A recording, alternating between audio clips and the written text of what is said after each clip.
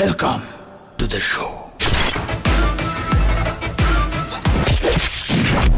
So finally বহুদিনের জল্পনা কল্পনা শেষে আজকে মুক্তি পেল রায়হান রাফি পরিচালিত এবং বাংলা মেগাস্টার অভিনীত তাণ্ডব সিনেমার টিজার। আর টিজারটা রীতিমতো একটা বিশাল বড় তাণ্ডব সৃষ্টি করেছে নেট দুনিয়ায়।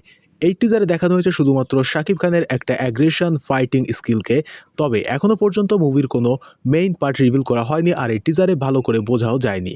এখনো বাকি রয়েছে ভিলেন নিয়ে নানা জল্পনা কল্পনা। চারিদিকে রুমার উঠেছে যে এই মুভিতে একটা স্মার্ট ভিলেনের লুকে দেখা যেতে পারে RJ ফারহানকে, যিনি ছোট পর্দায় নাটক করে অনেক পপুলার একজন হিরো। তাণ্ডব সিনেমায় RJ ফারহানের ইনভলভ নিয়ে অনেকে অনেক ইঙ্গিত করেছিল, তবে এখনো পর্যন্ত ক্লিয়ারভাবে জানা যায়নি যে তিনি আদৌ এই সিনেমায় থাকছেন কিনা। আবার অন্যদিকে শোনা যাচ্ছে যে একটা স্মার্ট ভিলেনে RJ ফারহান থাকছেন।